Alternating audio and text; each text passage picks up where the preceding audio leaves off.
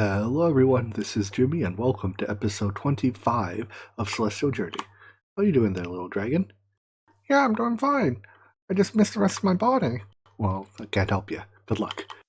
Anyways, let's get started today. First, let's talk about what perhaps our medium-term goals are. I want to be able to make the Draconic core. It obviously gates everything in Draconic Evolution, but there's a bunch of other cool things behind the Draconic core. Let's see.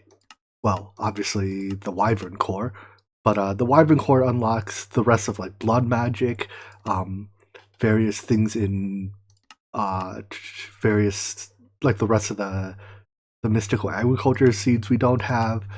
I guess some really cool gear, and yada yada yada. So, what's keeping us from making the Draconic core right now? Let's just take a look at it. The ingots, easy. The fluorite stone, it's an infusion, but now that infusions are automated, the only thing here that we don't have automated is the witch's oven step. But it's, you just throw a bunch of juniper saplings into a witch's oven and you get some essence of vitality. So that's easy. Elven Frostfire. We have to get bottled Frostfire. We could either craft it in a distillery, which we're going to make today. Takes a bunch of ingredients that it's a bit, some nested distillery, witch's oven steps. We'll look into that. Or, wow, it's a lot of nested steps. Or we could just trade it from a villager. And both are options. The villager one looks more enticing to me at this moment. Cold iron ingots, I think you just like throw frostfire on iron ore or something. Not exactly sure, but I will try that out. And flying ornament is a very simple crafting ingredient. Our farm now produces these 3 poppies. We're gonna need a way to get. Probably I'll just set up a iron golem farm. Sorry, iron golem. Hey, look at the cursor. Wee. And and shiny pearls come from I think the very end of Divine RPG progression. So I don't expect we'll be getting all of that done today. Let's see, where is exploration? So yeah, once we get to we have to get to the last dimension. Vethalia, or I don't know how I got Vethalia from that. Vethia. Anyways, but before we can even start that, we have to do some witchery bits to get like heart soup. I don't know, a bunch of crafting. First things first, we're going to have to craft a distillery. This is generally used, as has been shown before, to take various witchery balms and fluids, whatever, and turn them into other fluids. The bad news is it's actually a very complicated crafting recipe. It takes a witch's oven, and witch's ovens are the annoying part of witch's ovens. I'm sure you're probably sick of me saying it by now. Is that all this stuff in the arcane crafting table I have to do by hand. So actually, there's very little of this I can autocraft. But alas, while I'm at it, I may as well make a few witches ovens. I think one witches oven will no longer be able to handle our demands from now on.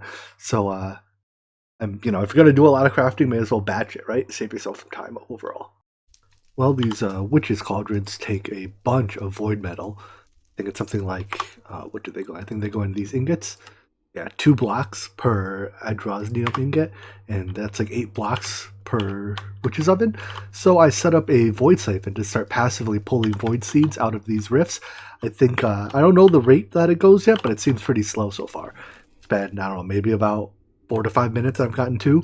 But at the same time, since it's completely passive, I mean, slow is fine for passive, right? I'll leave this here, see how much we get, come back in a couple hours or something. I dropped a trunk loader here too, so it keeps running. We've made our distillery. Let's start putting it to use. So I'm not quite sure what we need to do with it, but I'm just going to follow the quest line here. It wants us to make fiery ungluent and cleansing balm. Both of these recipes seem reasonable. It looks like it takes blaze powder in the blaze powder slot. So I'll put that there. And oh boy. Oh wait. Oh, okay. So it looks like the blaze powder slot's extractable. Let's gonna use this filter for something else, but we will just not extract blaze powder. How about that? Now I always wonder, are the input slots extractable? So input does not appear to be extractable, and does blaze powder go in the input? I think it has to, because I recall there are some recipes that use it as an input, yeah. So it must, after it fills this slot, it goes in input, I presume? maybe side-only inserts into there. Let's try top inserting, I guess. All right, yeah, it looks like the top slot inserts into the inputs. So the sides, so the sides probably it's probably furnace sided. The top inserts into these slots. The sides insert and extract this slot, and the bottom extracts these slots. Well, let's test and find out instead of speculating. So what was that we were going to make? The one that uses blaze powder, I think, is easier. So we'll start there. Takes cloudy oil and tallow. All right. I have that on me, don't I? And we have to use bewitchment tallow. All right, let's just toss that in there and see what happens. So it looks like it's pretty slow. And yeah, it looks like the product is not being extracted out the side. So I suspect it's just vanilla furnace sided, which I can work with. So next, I just want to confirm that it does use altar power. Last time I did this, I accidentally poured water all over our altar. Yeah, you see the altar power is like a little bit less than full. I think it's using, 20 per second or whatever. But it's using it at a rate slower than we regenerate. Or it's using it slower than it regenerates. Using slower than regenerates. So we're fine here. So we can craft this indefinitely. Anyways, I'm going to just craft, a batch of fiery ungluent and cleansing balms. Yeah, white sage and garlic both come from our farm. Acacia resin comes from cooking wood, and salt we have 1 billion pieces from our quarry. So I was going to try to concoct some fancy system for auto-crafting tallow, but then I realized if I just throw a bunch of rotten flesh on top of the cauldron, as long as it doesn't sit there for more than 5 minutes, it won't despawn, and as soon as, the water boils, it pops off a piece of tallow. Eventually we'll want to do something a bit more proper automation-wise, but for now I'm just going to throw, a couple stacks on every minute or 5, and let it just craft away. One minor challenge for automating the distillery is that there cannot be extra items in here. So this is the recipe for, what are these? Cleansing balms. But if I put, say, extra cloudy oil in, it just doesn't run at all. So when setting this up, when you're doing it by hand, make sure you're only doing one set of recipes at a time. And I suspect if I even grab an extra stack of white sage and throw this in here, it'll fill this stack, throw the next one here, yeah, and jam it. So, if you're automating this with Applied Energistics, it's very easy. Just set your interface to blocking mode. And in fact, that's probably what I'm just going to do right now, so that you don't have to deal with this problem. If it's in blocking mode, it'll only put in one set of ingredients at a time.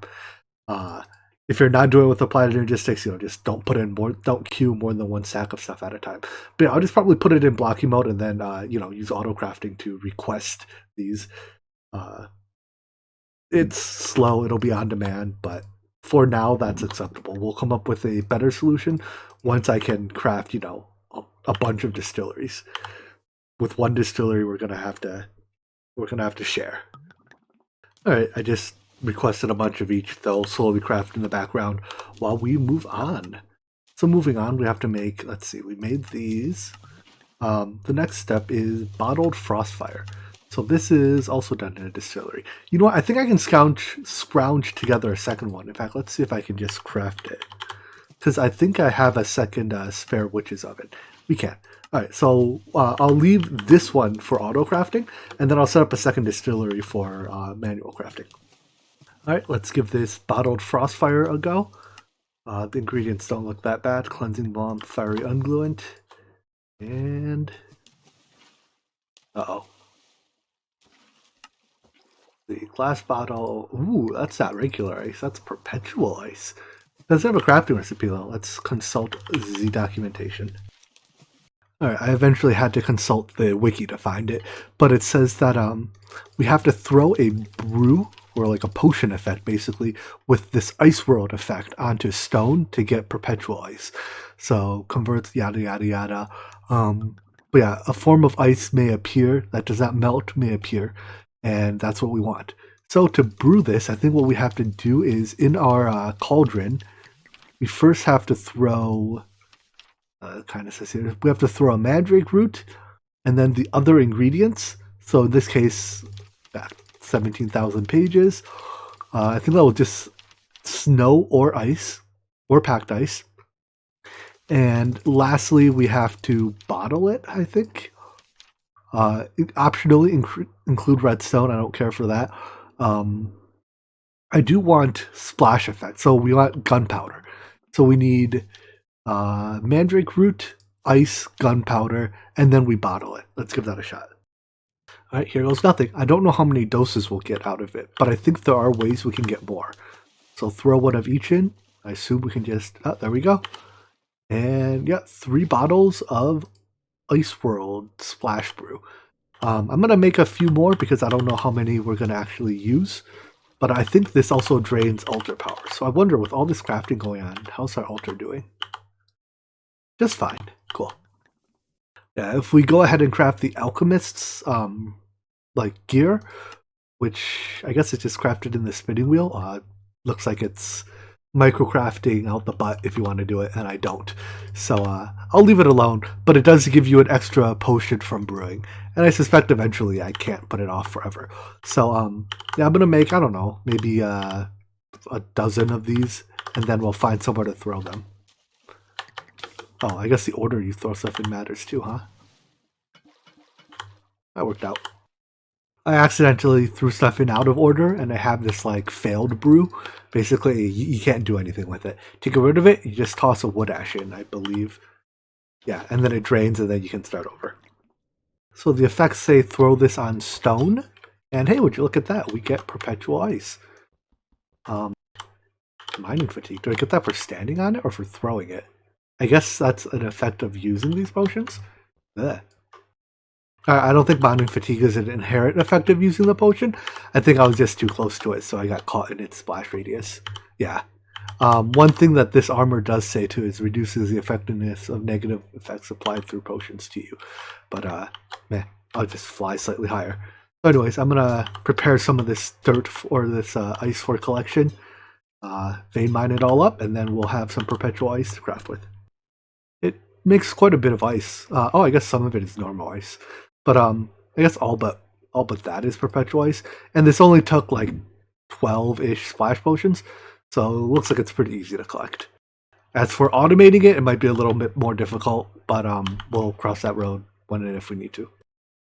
Anyways, with the perpetual ice, now this brew's going. Let's see if more of our fiery ungluents have finished. No, they haven't. I guess we're crafting. Yeah, we're still crafting cleansing bombs. All right. In any event, there's bottled frostfire. I assume we can throw this on the ground as well to make cold iron. So I guess I'll go pulverize some of our iron ingots and give this a shot. You know, this far into the pack, I don't have a single pulverizer hooked up to the ME system. I just manually had to dump iron into a pulverizer. It's probably worth it to hook up like a pulverizer bank and an alloy smelter bank and all that now, but I'll see how long I can put it off at this point just for entertainment value. So the description of bottled frostfire here seems to suggest when placed, it can smelt iron ore into cold iron when thrown in. So I think you place the bottled frostfire first. I hope that burns forever. And throw that in. Ah, cool. This seems like an easy enough process to automate. Let's I'm gonna see how long that fire lasts. Actually, let's first see, can I rebottle it? Oh, I can. Neat. So we can even move it around. All right. Well, in that case, I probably don't need more than the 7. But I'm going to leave it here, see if the fire lasts, more or less forever. Yeah, it looks like the fire never burns out. So just throw your pulverized iron there, and it just becomes cold iron ingots. Added a Solgania so that my magnet doesn't pull the dust, and a filtered vacuum chest to pick up the cold iron. Next up, we can make Elven Frostfire by trading some of our bottled Frostfire for it. So I guess we do have to make a bunch of these, right? Because this Elven Frostfire is one of the Arcanum core components. And since this takes that perpetual ice stuff, I'm thinking it will be easier to trade with the elves than it is to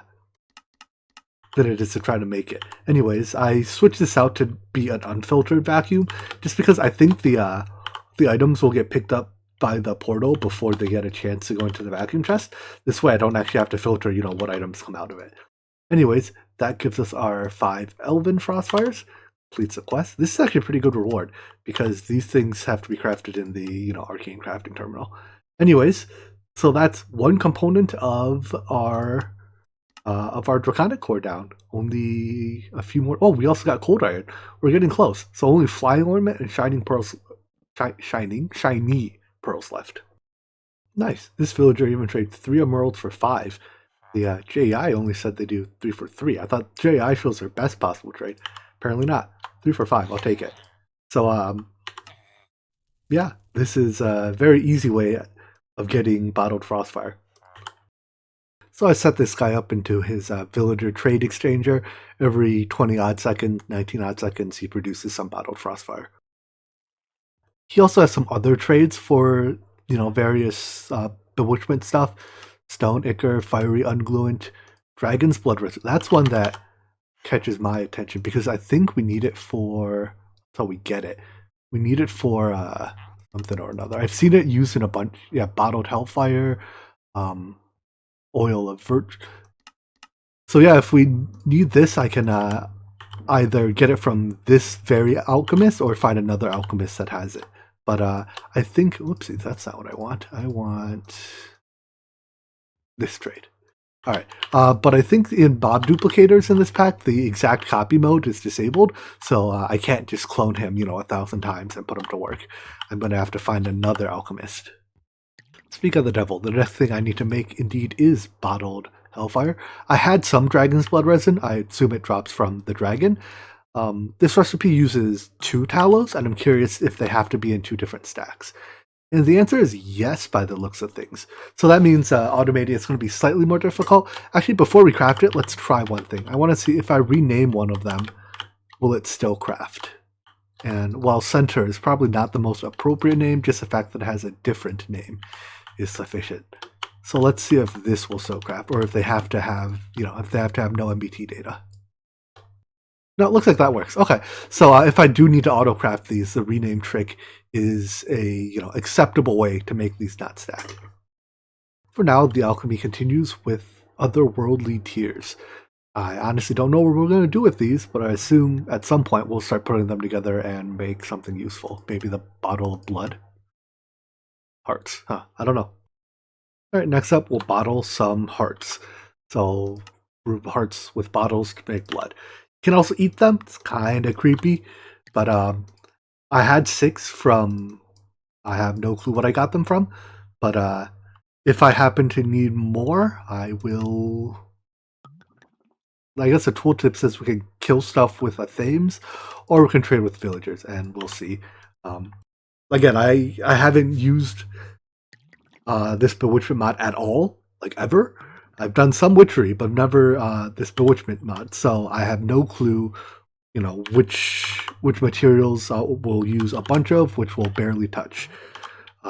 Anyways, let's get that blood and complete the quest.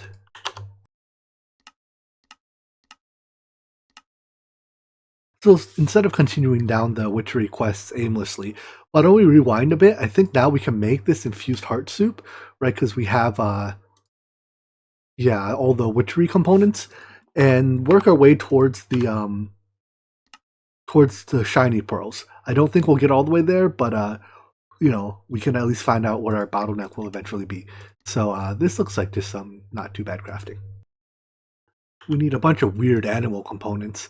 Owl wings, frog toes, dog tongues. I have some of the others from, I think the dog tongues drop from the ones in the nether.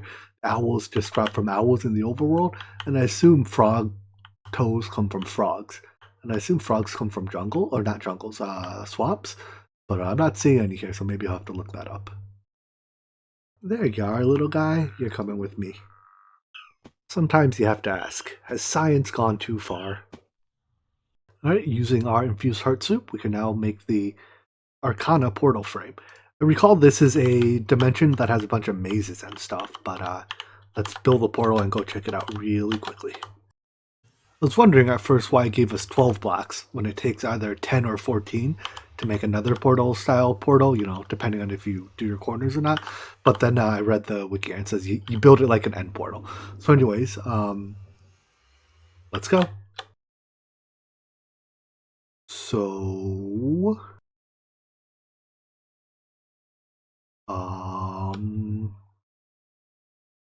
Yeah, I have no clue what's happening. I don't know if terrain's generated or not. I'm just gonna wait a second. So remember how I'd said Arcana is like a maze? I think we spawned on top of it because this we're on a flat, infinite level of this degraded rock. I'm going to head back. Grab more. Do I have it with me? Let's see if I can teleport through this. Doesn't look good. I might have to go into creative mode to break this block so we can actually get into the maze. Because yeah, teleporting down through bedrock type stuff is. I guess let me try the dark oak break block trick. Although that may have been patched in this version of Minecraft. All right, I just went through the portal again, and at this time it put me inside the maze like it's supposed to. So I'm gonna go ahead and just pretend that we never spawned on the roof. I brought with me the components to build a quantum link chamber because I want to have access to my ME system here. So let's build it. All right, I put up a Wi-Fi access point here, so I have wireless access within just about 200 meters of it. I also think I might be one of the luckiest people in the world. I know this Arcanum extractor room is one of the like important rooms in here because I believe this. Let's see, can I check its recipes? Yeah, I believe this is the only way you can turn Arcanium ore into Arcanium. And last time I played through this pack, I spent a long time looking for this room. But this time, here it is. So, I don't know. Lucky me, I guess. But anyways, I'm going to follow the quest line because I don't actually remember what exactly we have to do. So first, kill mobs to obtain collectors. And to me, that sounds like spawn mobs to obtain a collector. Alright, after looking around a little bit, it looks like these Arcanium extractors are actually pretty common. So I don't think I was particularly lucky to spawn in a room with one. Alright, capture one of the mobs in there, and now I'm spawning them for collectors. Much easier than killing them by hand. I'm actually not sure how many of these I'll need. Let's see, is there a crafting recipe? Looks like all we do with these is trade them, and then we need charge collectors act as fuel in here. So I guess we'll need a handful. Probably don't need more than a couple thousand, and we need a few to make the creative energy cell. Alright.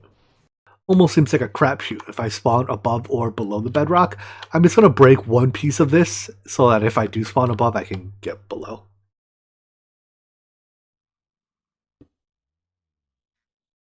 There we go. I don't consider that cheating. I think that's just dealing with a bug. Wait a second. This isn't even... Oh, there's multiple layers. Oh, so maybe that is kind of cheating then. You know what? Never mind. Alright, backup plan. I'll just teleport here in the future with a matter receiver. That way I don't have to go through the portal that every now and then puts me above the bedrock. So the next step is to find this Lord Vaticus NPC and trade him our collectors for his charge collector. So there are these soul stone doors here. You're supposed to get a key from something, but I've been experimenting with ways to bypass them. If you put a block breaker and power it... Actually, hold on. Is it responding just to the redstone signal? Oh, it is. You just open them with redstone. Yeah, you're supposed to get a key, but they respond to redstone. So it's much easier to put a lever, open the door, than it is to try to, find the appropriate keys. Anyways, that's what drops these Arcanum ores, which, we eventually smelt into this Arcanum. I'm not even sure why exactly we have to do this, but I'm sure there's a reason. I know I'm looking for an NPC and I see one there on the map, so I'm going to try to get through this wall.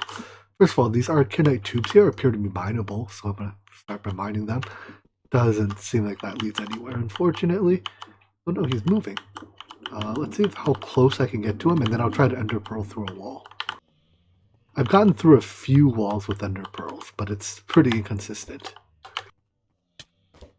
Especially going horizontally through walls. And while getting hit by mobs. I am not a fan of this dungeon. Everything looks the same, and I have no clue where I'm going. So I'm still not able to get through this wall here, but if you look closely on the map, you can actually see there's quite a few NPCs spread around. Whenever I find one, I mark it. And then I guess, whoopsies, I'll just, roam around, see if I can get into any of these NPC rooms. Looks like the range of NPCs show up on your map, or, passives, is much larger than hostiles. I got to the room that I had previously marked as having an NPC in here, but looking through all the levels, I don't see it anymore. See as how they've are able to move, at least from what I can tell, they're able to move out of their rooms quite freely. Oopsies, I'm getting hit. I suspect that they're actually the ducks that we saw on the ceiling. So I think I'm actually chasing red herrings here. So I have no clue how I'm going to actually find these NPCs, these traders.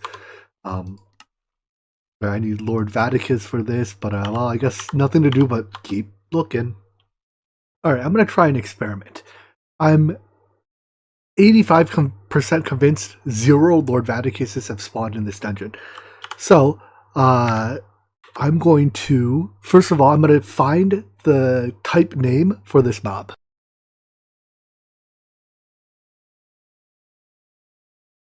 Let's see, it's one of these. I assume it's Lord something. There we go. Okay, so we know his name is Divine RPG : Lord _ Vaticus. Let's copy that. Now we're going to run a kill command, and this will tell me how many of these mobs it kills. 0. There are 0 Lord Vaticuses spawned in this dungeon right now. I've explored this much of it. Based on that, I will come to the conclusion that it is bugged and I am wasting my time. And thus, I can cheat in this without feeling a sliver of guilt. Now, if I run that command again, we'll see it gets rid of him. So, now that I got rid of him, I need a new one. But, hopefully, by doing this, I can trade with him and get what I need. I don't really consider this, I mean, this isn't cheating because the as far as I can tell, the mod is either unfinished or bugged, but like I've explored all this and haven't found it. Likewise, I'll probably cheat for the other NPCs we need to find, like well, not this one. I've already found the Arcanum extractor, but this is like find Datacon. I bet you there's no Datacons spawned in right now either. So yeah, I'm gonna take this guy with me. If I need to trade with him later, I'll have him on hand, and I'm just gonna pretend I didn't waste 3 hours. Well, maybe not 3 hours, 2 hours. I don't know. I watched half an episode of Critical Role in this time, so that's about 2 hours. But yeah, we found Lord Vaticus. Anyways, now that we have this guy, we can trade him collectors for charge collectors, and we can use that to smelt our Arcanum ore, I believe. So let's mark this quest off. We can use our Arcanum smelter, which so conveniently spawned right next to us. Looks like, did that take... I think it used 1, and it looks like it's about coal efficiency. So how many of these do we need? Just 1 for now. Alright, and then the next quest requires trading once again with Datacon, and I will cheat in a Datacon.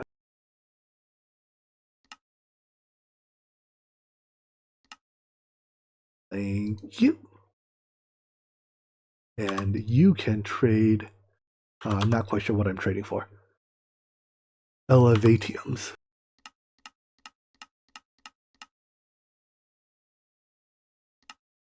Three for 9, alright.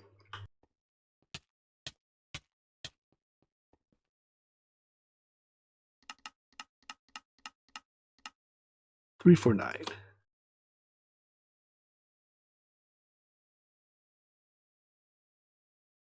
Complete that quest. So not quite sure why we need these. We can also trade for accelerons. I assume they're just crafting components for the next portal. 3 for 3. And next we have the Nightmare Bed. Yeah, okay, I just need these to craft. The Nightmare Bed takes us to the last of the Divine RPG dimensions. This is kind of like the old Witchery dimension where you don't take your inventory with you. But first let me take these guys, put them back in their Pokeballs. We'll have them, in case we ever need them again, but I expect that not to be the case. And then we'll head back to the overworld and set up our last portal. Alright, here we go, a nightmare bed. So before I go through this, I'm going to put my inventory in a chest, just in case I don't get my stuff back when I come back. I know historically Witchery had a bug that deleted your inventory, and it had a similar feature to this, so I'm not about to risk it. Especially after... Really? Taking my gear off killed me? I am displeased. Wait, I respawn... Oh, because my respawn point's right here. That's pretty funny. I think what happened was Wait, am I not dead? I think I'm bugged in the dead not dead state. Hold on. I don't think this is right. Something tells me this isn't the state I'm supposed to be in. Anyways, I just slash killed myself, and we're back in business. So I think if I come here, we'll want to come up with some way to transfer our inventory over, probably through, I'm thinking player chests or similar, but yeah, once we get here, let's see, there's some stuff we want to collect. Fire crystals, fire lights, and ultimately shining pearls. I actually don't know how I get back. I assume this is a portal. Let's head through it.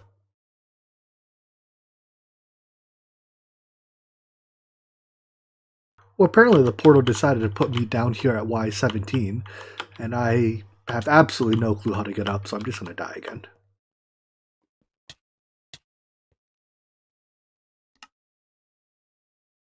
So my plan to deal with the not taking your inventory with you is that I will use a player chest, which is basically a linked interface to my inventory. I have it set so it's allowed to insert items into the top row, and I should actually have this be withdraw with signal. And I will put the items I want to send myself, namely a power cell, a matter receiver, and a charge porter to get back home, into this diamond chest. I have this sequencer set to that when it receives a redstone signal to wait, 16 seconds, and then turn on. So after I press this button, in 16 seconds, I should see these items show up here in my inventory.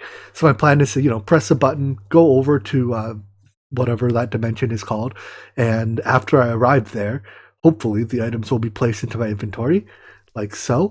At which point I'll be able to place down a matter receiver and power cell. And in the future, when I go there, instead of having to go through the bed, which I presume that's what strips my items, I can just teleport there. At least that's the plan. So I think it's been long enough that this is turned off. Let me empty out my inventory, because I think coming back with a matter receiver might... delete my, if I go there with items and I come back. So I think it's taking off the extra hearts that's causing this. And I have to properly kill myself to actually... Anyways, it's been a buggy day, folks. Hang in there. Wait, why do I still have... Oh, it's soulbound enchanted. Okay. Alright, let's give this a shot. I'll bring a torch with me, kind of like as a canary, see if the torch gets, if I still have it or not when I come back. So, press a button, that starts our timer, take the bed. So as expected, we lost the torch when we got here. Now I'm expecting in, I don't know, a couple seconds that our items should show up in my inventory. Hey, would you look at that? Thanks, game. So now I should be able to place the power cell, place the charge porter, name this, what's this dimension called? Vethia, Vethea. And then if I take this, so I know if I take the portal back, it should give me my torch back. But if I take the charge porter back, what happens?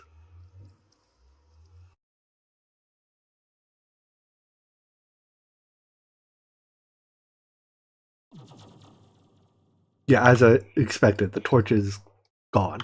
I think the code that basically gives you your items back is it runs when you go through the portal. So if you don't go through the portal, it will delete all of your gear. So yeah, make sure you're prepared for that. Now, though, in the future, if I want to, let's grab a piece of gravel this time as our test item. Now, if I want to go back there, I can teleport through this, and this should let me keep my inventory.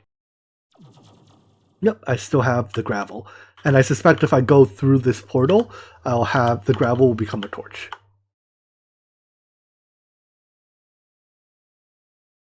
Yeah, and that is exactly what it did.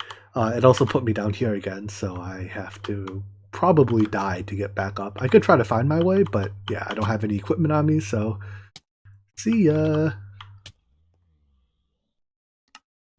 So with that out of the way, we can now bring all of our gear into Vethia, which will make completing these quests a lot easier. However, I think we're at the wrapping up point for today, so why don't we call it here? We'll come back tomorrow and go and, get our whatever crystals we need. Yeah, so I hope you enjoyed this episode. I hope you learned something from it, and I hope to see you in the next one. Take care. Bye-bye.